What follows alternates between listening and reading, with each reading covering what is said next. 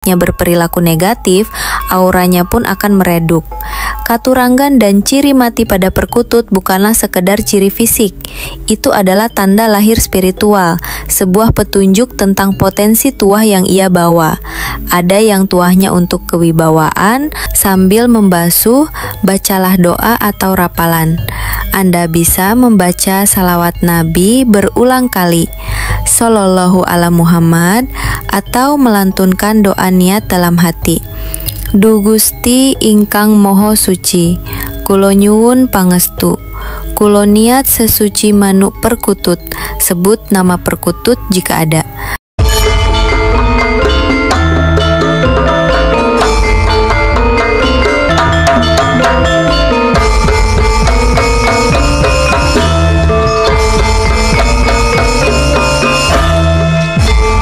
Rahayu, Rahayu, Rahayu.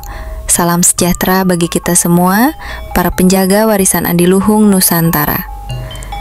Misteri di ambang, tahun baru Jawa. Ketika sang surya terbenam di ufuk barat di penghujung tahun, dan rembulan suro mulai menampakkan cahayanya, ada sebuah energi sakral yang menyelimuti tanah Jawa. Inilah malam 1 suro, sebuah gerbang waktu, sebuah momen hening di mana tirai antara dunia nyata dan alam gaib menjadi begitu tipis. Di malam yang keramat ini, banyak dari kita mengenal tradisi penjamasan, sebuah ritual penyucian pusaka. Keris, tombak, dan berbagai tosan aji dikeluarkan dari peraduannya, dibersihkan, dijamas, untuk membangkitkan kembali pamor dan yoni yang tertidur.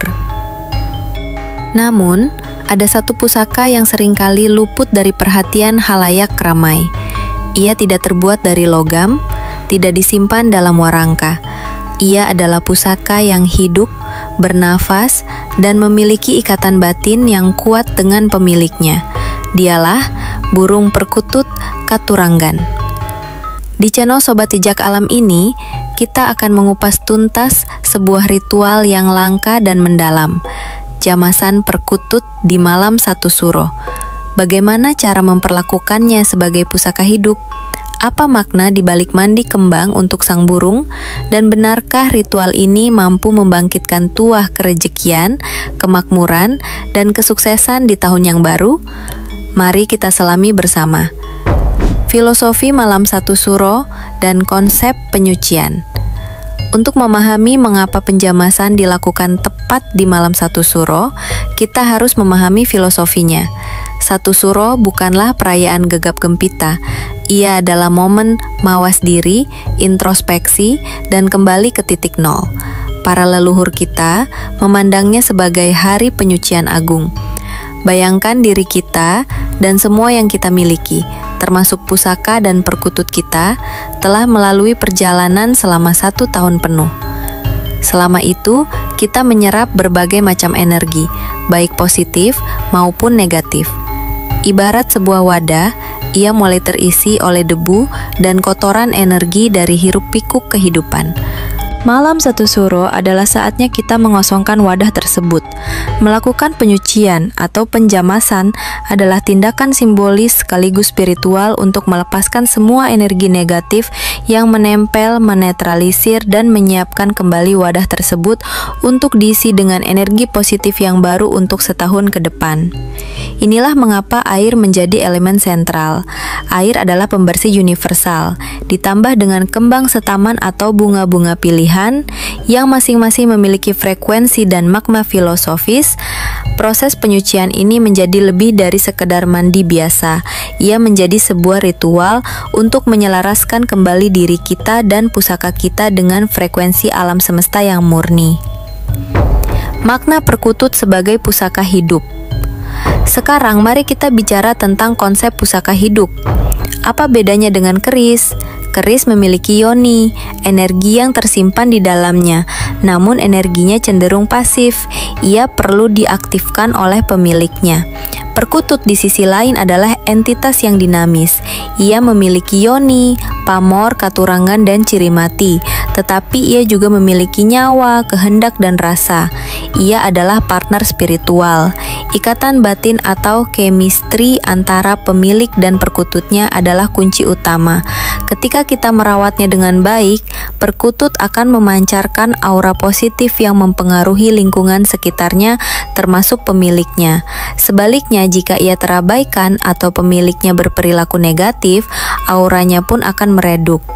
Katurangan dan ciri mati pada perkutut bukanlah sekedar ciri fisik. Itu adalah tanda lahir spiritual, sebuah petunjuk tentang potensi tuah yang ia bawa. Ada yang tuahnya untuk kewibawaan, ada yang untuk tolak bala, dan tentu saja yang paling banyak dicari untuk kelancaran rezeki dan kemakmuran. Maka memperlakukan perkutut sebagai pusaka hidup berarti kita tidak hanya memberinya makan dan minum, kita juga merawat energinya, menyelaraskan frekuensinya, dan salah satu puncak dari perawatan energi itu adalah melalui ritual jamasan di malam 1 suro. Tata cara lengkap jamasan perkutut. Baiklah sobat, kini kita tiba pada bagian inti. Bagaimana tata cara menjamas perkutut kesayangan kita? Ingat, yang terpenting dari semua ini adalah niat yang suci dan hati yang ikhlas. Langkah pertama, persiapan uborampe sarana ritual. Siapkan air suci. Idealnya ini adalah campuran dari 7 sumber mata air yang berbeda. Air pitung sumur, namun jika sulit, gunakanlah air sumur atau air hujan yang ditampung langsung dari langit di malam hari. Air ini melambangkan penyucian dari 7 nafsu dalam diri. Siapkan kembang staman, minimal gunakanlah 3 macam bunga. Bunga mawar merah sebagai simbol keberanian dan cinta kasih, bunga melati sebagai simbol kesucian dan ketulusan, dan bunga kantil sebagai simbol ikatan batin yang tidak terputus, tansah kumantil kantil. Siapkan wewangian, bisa berupa dupa atau kemenyan. Asapnya berfungsi untuk menetralisir energi negatif di lokasi ritual dan mengundang kehadiran energi positif. Langkah kedua, waktu dan tempat. Lakukan ritual ini setelah matahari terbenam di malam 1 suro. Carilah tempat yang tenang, bersih, dan jauh dari kebisingan. Langkah ketiga, prosesi penjamasan. Duduk bersila, tenangkan hati dan pikiran, bakar dupa dan mulailah dengan berdoa sesuai keyakinan masing-masing. Mohonlah izin dan ridho dari Tuhan Yang Maha Kuasa untuk melakukan ritual penyucian ini. Pegang burung perkutut dengan tangan kiri secara perlahan dan penuh perasaan. Jangan membuatnya kaget atau takut. Usap kepalanya dengan lembut, bangun koneksi batin. Dengan tangan kanan, basuhlah perkutut menggunakan air kembang yang telah kita siapkan. Mulai dari kepalanya, turun ke leher, punggung, sayap, dada, hingga kakinya. Lakukan dengan sangat perlahan. Sambil membasuh, bacalah doa atau rapalan.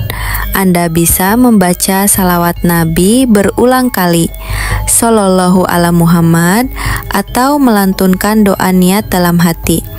Du Gusti ingkang moho suci, kulo nyuwun pangestu, kulo niat sesuci manuk perkutut, sebut nama perkutut jika ada. Pusoko gesang ingkang kulo rumat, kagem ngicalaken sedoyo energi negatif. Lan bika pamortuahipun kagem kesaenan, karaharjan, soho kemakmuran. Kersaning Gusti. Yang artinya, ya Tuhan yang Maha Suci, hamba memohon restu, hamba berniat menyucikan burung perkutut ini, pusaka hidup yang hamba rawat, untuk menghilangkan semua energi negatif dan membuka pamor tuahnya untuk kebaikan, keselamatan, serta kemakmuran. Atas kehendak-Mu Tuhan. Setelah selesai, jangan langsung dikeringkan. Biarkan air kembang meresap sejenak, kemudian masukkan kembali perkutut ke dalam sangkar yang sudah dibersihkan. Makna setelah ritual dan munculnya tuah atau ciri mati. Prosesi telah selesai, namun perjalanan spiritualnya baru saja dimulai. Apa yang terjadi setelah penjamasan? Secara energi, perkutut kini telah diriset. Ia kembali ke kondisi fitrahnya yang murni. Pamor atau auranya akan terpancar lebih cerah dan kuat. Inilah yang menjadi kunci munculnya tuah.